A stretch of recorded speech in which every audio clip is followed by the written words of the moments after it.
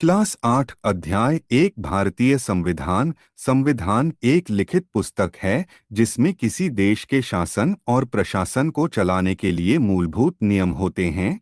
1922 में गांधी जी ने संविधान सभा और संविधान निर्माण की मांग की। 1934 में भारतीय राष्ट्रीय कांग्रेस ने संविधान सभा के गठन का मांग की। 1946 में संविधान सभा का गठन किया गया। 1947 से 1949 के बीच संविधान सभा ने स्वतंत्र भारत के लिए नए संविधान का एक प्रारूप तैयार किया। 26 जनवरी 1950 को संविधान लागू हुआ।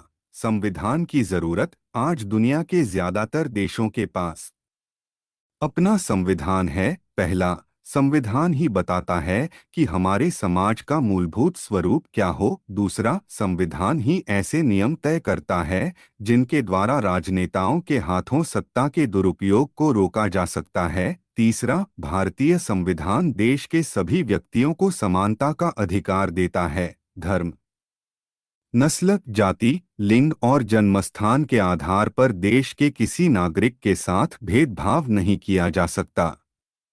अंतर सामुदायिक वर्चस्व, एक समुदाय द्वारा दूसरे समुदाय को दबाना।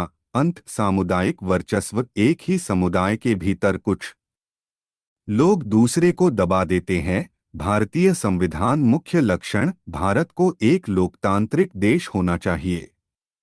सभी नागरिक को समान अधिकार प्राप्त हो। राष्ट्रीय एकता को बनाए रखने के लिए विविधता के प्रति सम्मान दिखाई देता है। एक, संघवाद, देश में एक से ज्यादा स्तर की सरकारों का होना। केंद्र सरकार और राज्य सरकार, मतभेद को दूर करने के लिए संविधान में विभिन्न विषयों को 3 सूचियों में बांट दिया गया। संघ सूची 97, केंद्र सरकार पूरे देश के लिए नीति, नियम, कानून, योजना बनाएगी। रक्षा, मुद्रा, बैंकिंग, विदेशी मामले आदि। राज्य सूची 66, राज्य सरकार ज्यादा स्वायत्तता और आजादी मिलनी चाहिए। शिक्षा, स्वास्थ्य, वाणिज्य, पुलिस आदि। समवर्ती सूची 47, केंद्र और राज्य सरकारें दोनों संयुक्त रूप से फैसला ले सकते थे। वन, कृषि, शिक्षा, गोद लेना आदि। 2, संसदीय शासन पद्धति, सरकार के सभी स्तरों पर प्रतिनिधियों का चुनाव लोग खुद करते हैं। भारत का संविधान अपने सभी वयस्क नागरिकों को वोट डालने का अधिकार देता है। सार्वभौमिक वयस्क मताधिकार, 21 साल से ज्यादा उम्र के सभी भारतीयों को प्रांतीय और राष्ट्रीय चुनावों में वोट देने का अधिकार था। जनता अपने प्रतिनिधियों के चुनाव में देश के सभी लोगों की सीधी भूमिका होती है। ये प्रतिनिधि जनता के प्रति जवाबदेह होते हैं। हर व्यक्ति खुद चुनाव भी लड़ सकता है। 3, शक्तियों का बंटवारा, संविधान के अनुसार सरकार के 3 अंग हैं: विधायिका, कार्यपालिका और न्यायपालिका। विधायिका में हमारे निर्वाचित प्रतिनिधि होते हैं। कार्यपालिका जो कानूनों को लागू करने और शासन चलाने का काम देखते हैं। न्यायपालिका, न्यायालयों की व्यवस्था को न्यायपालिका कहा जाता है। मौलिक अधिकार, मौलिक अधिकारों वाला खंड भारतीय संविधान की अंतरात्मा भी कहलाता है। 1, समानता का अधिकार, कानून की नज़र में सभी लोग समान हैं।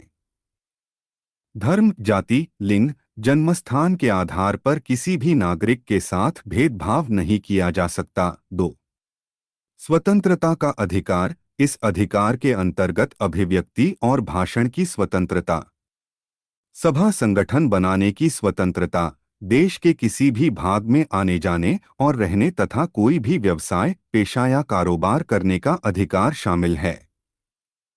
3, शोषण के विरुद्ध अधिकार, मानव व्यापार, जबरिया श्रम और 14 वर्ष से कम उम्र के बच्चों को मजदूरी पर रखना अपराध है। 4, धार्मिक स्वतंत्रता का अधिकार, प्रत्येक व्यक्ति को अपनी इच्छा को मजदूरी पर रखना अपराध है।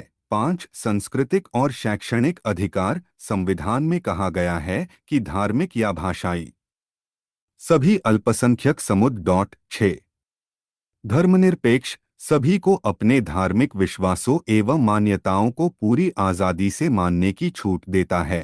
राज्य अधिकृत रूप से किसी भी धर्म को राजकीय धर्म के रूप में बढ़ावा नहीं देता।